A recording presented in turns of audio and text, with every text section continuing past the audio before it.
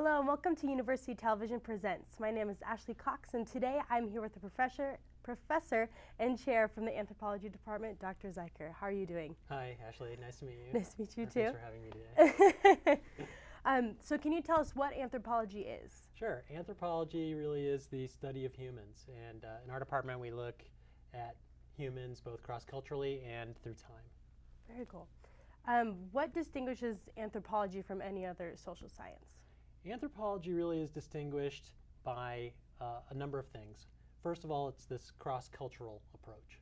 So we intentively go around the world and look at different societies and how they relate to their environment, how they relate to each other and to their surrounding peoples and conditions.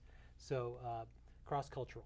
Another thing is a holistic approach. So we look not only at their economy or their politics or their religion, but the whole kind of picture of the society.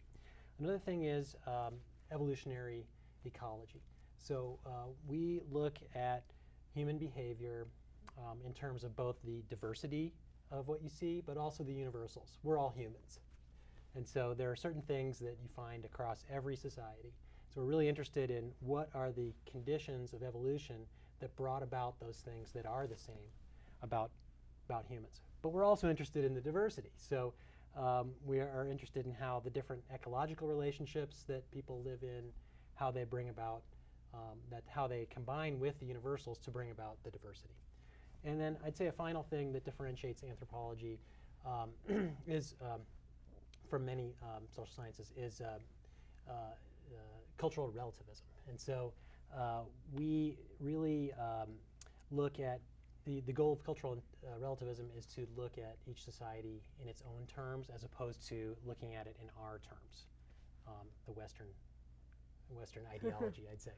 So looking at traditions and behaviors in different societies from the perspective of those societies and trying to get away from our own ethnocentrism.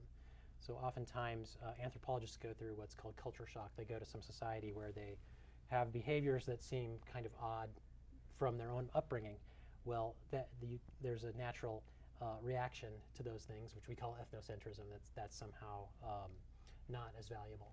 So we really have to identify our own ethnocentrism in order to achieve cultural relativism. That being said, cultural relativism has its limits, and there are certain behaviors that we find in societies that are recognized as being harmful both for the health and the well-being of those people. And so a lot of anthropologists are involved in trying to deal with those problems from a development perspective. So what is the research like within anthropology, and what do you research specifically? Okay. So within anthropology, we have 5 faculty members, and so 2 of the faculty members are archaeologists, and one of them works in this area, in the Snake River Plain, looking at prehistoric life and livelihoods and settlement patterns and the use of tools and use of resources. Another of our faculty members works in Central California in the San Francisco Bay Area, looking at particularly ground stones. So they used big stones to grind acorns and other vegetable matter. And so she's looking at the time it takes to make groundstone, as well as the use of groundstone for non-economic purposes. So sometimes these groundstones were highly decorated with pigments and decorations and then put in the graves of people. So looking at what it takes to produce those and what they were used for. We have a physical anthropologist who studies growth and development of Native Americans in the Midwest. And she does that through looking at teeth and the microstructures of teeth.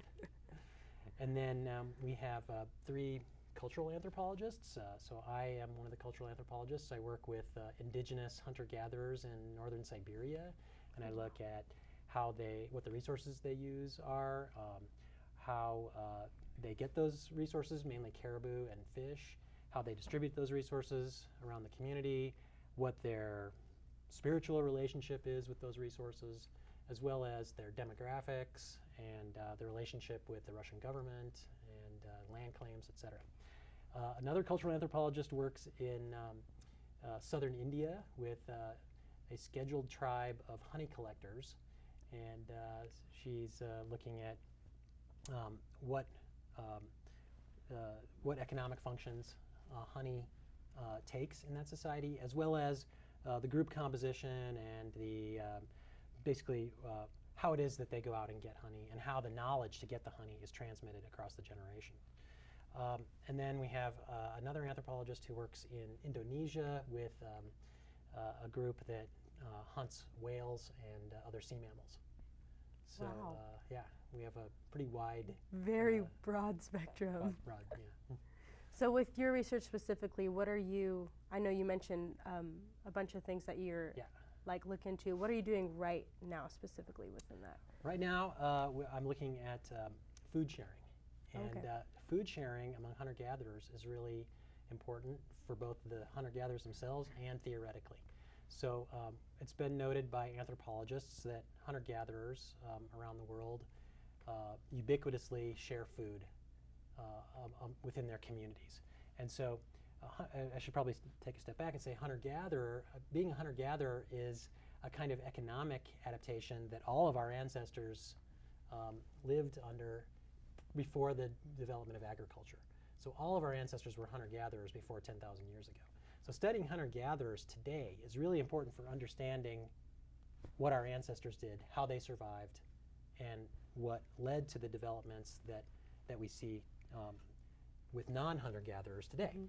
So I'm looking at the sharing of meat and fish in northern Siberia, and what are the different sharing patterns that we see. So mainly I see sharing to households that are related through kinship, but I also see some reciprocal exchanges between households that aren't related, and we also see sharing to households that is not reciprocal. So we would call that public goods in social sciences. And so the hunting economy in northern Siberia, where I work, supports both what we call risk buffering. So it's kind of like a social security system, but it's also kind of a charity and providing goods for the whole community. So that's I'm analyzing some data on food distributions that I collected in 2001 and 2003. Very nice. That's a lot. That's very interesting though. Thanks.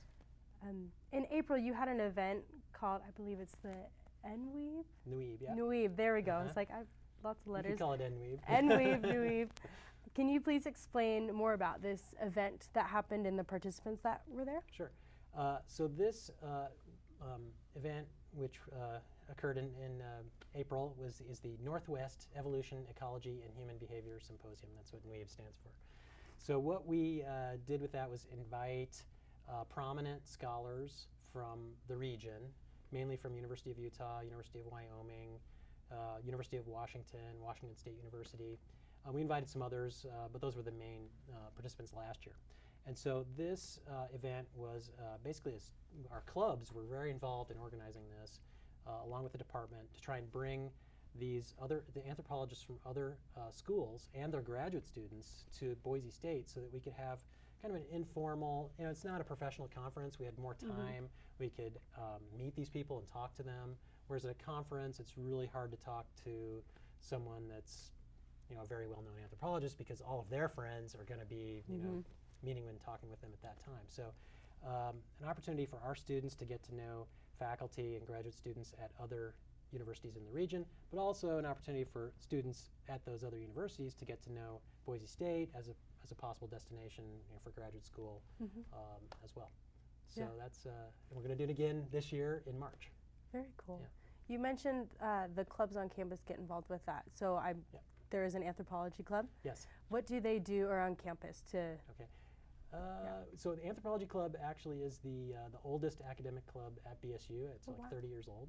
We also have another club. It's called the Archaeology Students Association. And so both of those clubs, they do stuff together like NWEEB, but they do other things. So sometimes they go to schools and give presentations. Sometimes they go to conferences. A lot of what they do is go to other conferences. We've had things like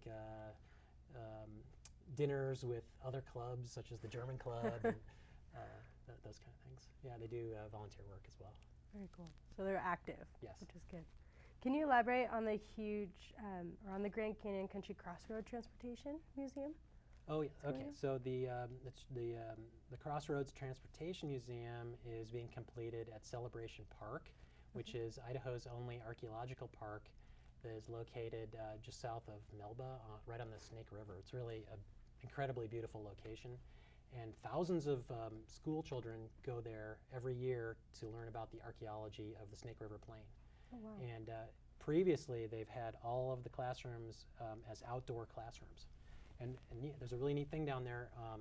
There's a self-guided petroglyph tour. So you can walk along the river and see where the ancient Native Americans, drew pictures wow. on these giant volcanic boulders. So there are archaeological sites there, but there's also this park, and there's camping there right on the river. And then now they're completing this museum, which is going to have classrooms indoors so that students can come year-round, as well as a dormitory and a professional kitchen so that we can use this as a field station. Very cool. To do, to have students out there doing projects and Yeah. Other kinds of research experiences. It's pretty close, which is nice as well. Yeah. It's a little drive, but It's not really too far. unique. It's really unique. There's nothing like that anywhere else. That's awesome. Do you think because of this museum, anthropology will be a little more popular in our area, just because of the knowledge that will be shared? Yeah, I think so. Definitely. Besides the museum, how do you think the public will get information or more knowledge about anthropology in general? A lot of information about anthropology kind of comes through internet news services like Yahoo or CNN. Occasionally I'll see something on one of those that's reporting on a scientific article. So one of the ones that, a story that came out recently on CNN, but it was also in other news obviously, was the discovery of these ancient hominids in Dmanisi, Georgia. Wow. Which is in in the Republic of Georgia. And these finds go back to 2 million years. So this is really very interesting because it was thought that humans kind of came out of Africa, that most of our evolution was in Africa. But now we're finding these ancient humans living in Eurasia. And so this is kind of changing the picture of what human evolution is looking like. Wow. That's very interesting. I would have never guessed. But obviously students would want to go to the library and look up the original sources. Yes. So going off students, actually, why do you think it's important for students specifically to learn about anthropology? I think it's important because as college students and citizens of the United States, we really want to kind of see what's out there beyond our own country. And you can do this through a foreign language. You can do it through anthropology. But I think it's really important to open some other doors and to look comparatively across cultures. This is not the only social constellation that ever existed. And there are other social constellations, there are other ways of doing things, and there's a lot of information that we can learn from other societies. So that's one important reason why anthropology is important. So you are a part, obviously, faculty, professor. So in your department, do you offer any scholarships or internships specific to anthropology majors? Yes, we do. We have internships with the coroner's office, and we have internships with the Forest Service and other agencies that do archaeological kinds of investigations. Sometimes we have students do internships with faculty that are sort of based on their research. And sometimes students come to us with an internship idea, and then we'll help administer that internship. So I had a student doing an internship at the Boise Art Museum this last year on their material culture exhibit. Oh, wow. So yeah, we're really open to internships. We do have some field experiences too. So we have a field school that happens every summer. Dr. Plu runs that, and we take a small number of students out to the field where they work on an excavation for 6 weeks. So they camp for 6 weeks, working on an archaeological site in the region. And then we encourage students to do field schools in other areas. So we had some students go to Italy and Macedonia doing field schools last year. Wow. So lots of opportunities, yeah. lots of travel. What does the future hold for the anthropology department here at Boise State? Well, we're really trying to build our research profile, and we have some new hires. I mentioned a few of them already, and so these individuals are really good researchers. They have a good track record on getting externally funded projects going, and so that's going to open some opportunities for students, both undergraduates and graduates, to do research with faculty. So that's really the direction we're going, is to build up our research, our upper division classes, our research opportunities for undergraduates, as well as our graduate program. We have two graduate programs that we support. So we want our graduate students to have plenty of research opportunities. Yeah. Looks like you got a new question. I got a new question. What's your most memorable moment of teaching anthropology? Most memorable moment of teaching anthropology. That's a good one. You know, actually, my first class that I taught at Boise State is really a memorable one. There were 2 students in that class that were top 10 scholars that year. Oh, wow. And there was just a lot of questions, a lot of just really engaged students, and so that was a really memorable class. Wow. Yeah. So what classes do you teach on campus? Oh, I teach a lot of different ones. I teach introductory classes in anthropology. I teach upper division. I teach my main courses are kinship and social organization, and environmental anthropology, and medical anthropology. Then some graduate courses also. Very nice. So out of the courses that you teach, which ones are kind of your favorite to teach, you get most excited about? One I really like to teach is magic, witchcraft, and religion. That one I can really get excited about. And the students usually are pretty excited about it too. What's so interesting about that? Like, well, you know, the question of religion is really, and beliefs is really one that a lot of people can connect to. And so anthropologists have been asking this question of, you know, why people believe strange things. And so we really attack that critically in this course, and trying to focus not so much on figuring out what beliefs are, but really looking at it in terms of communication. And you probably like that because you're in the communication department. Yeah. And so what is the function really of these types of communications, looking across cultures? And so that it's a new way of looking at religious behavior, but it can kind of encompass the apparently strange kinds of things that people do, like witchcraft accusations and divination and totemism and different kinds of religious practices. Yeah. With your graduate courses, about how many students do you have in those courses? We usually have about 5 to 6 students in our graduate courses. It's a good group. Yeah. From those graduate students, where do you see like most of them end up doing as a job when they're actually done with their grad school? Well, some of them go on for their PhD.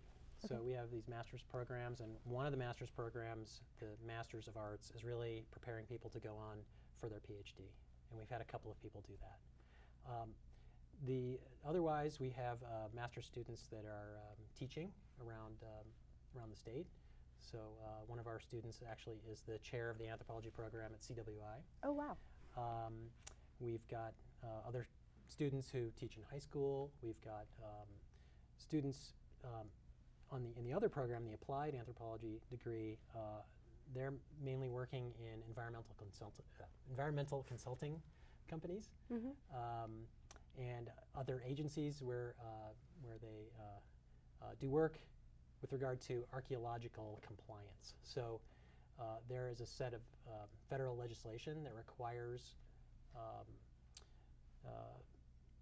it requires people to do archaeological investigations of areas, especially when they're being developed on public land. So at the exact name of it, but there's a shooting range just south of the airport. Okay. That's that's controlled by the Army, and so a lot of students do work down there. with the archaeologist, Jake Frullinger, who actually is an adjunct in our department, doing archaeological surveys, because in the shooting range, there's a lot of potential disturbances of the archaeological sites. So the Forest Service, other areas like that, are required to do documentation of archaeological and historic sites. So a lot of our students, especially if they focus on archaeology, will go into that kind of work. Environmental consulting really is what it's called. In the introductory class that you teach, what are the things that you go over in a semester, the topics?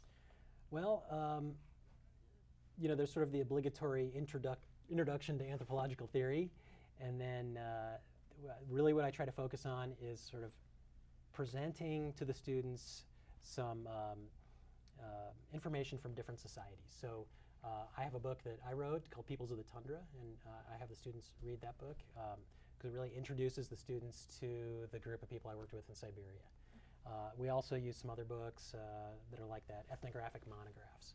So we look at these ethnographic monographs and really try to use it to get to know those people in these different areas. So usually I'll use one about a people in the Amazon, a group of people in the Amazon, and one in Africa. I think next semester I'm going to be using one that's about the Apache in Arizona, and another one that's about a group of people in the Philippines. Oh, wow. Yeah. What got you interested in anthropology to begin with? Okay, great question. So when I was an undergraduate, I didn't really know what I wanted to do, so I took a bunch of different courses, different types of courses. And I took an anthropology class just because I had heard about it once. And so I took the class, and I remember when I was with a group of people studying for an exam, there was another group of people right next to us, and they heard that we were studying for this other exam, and one of them said, "You've got to take a course from Professor Stedman. He's really crazy, you'll love him." And so I took a course from Professor Stedman, and I took every other course that he ever offered. Oh, wow. Really enthusiastic, really charismatic guy, and he really convinced me that's, not that he convinced me, but after taking all these courses, I really wanted to become an anthropologist, or an anthropology major. At the same time, I also took Russian language all throughout my undergraduate. And so when I graduated, I essentially had a double major. Didn't quite finish the Russian double major, but I'd spent a semester in Russia. Wow. And so I could speak Russian really well after that. So I graduated Arizona State, and I decided to move to Washington, D.C. and see what I could do, if I could get a job in anthropology or something related to my Russian. As it happened, I got a job relating to something utilizing my Russian skills, and it was a technology transfer company. And so I was working with businesses, I was working with scientists in the former Soviet Union, and kind of doing a lot of traveling, going to Russia a lot, going around the United States a lot, and doing deals. Wow.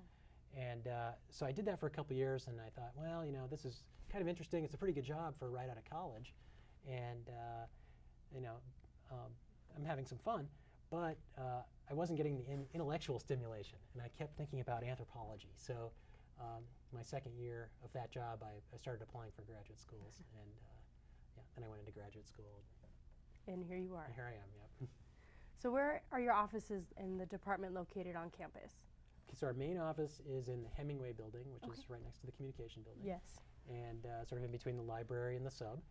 And we have 4 faculty offices and our archaeology lab in the Hemingway building. And we also have 3 new rooms in the new mathematics building, or the remodeled mathematics building. We have 2 labs and a graduate student space and 2 faculty offices over there.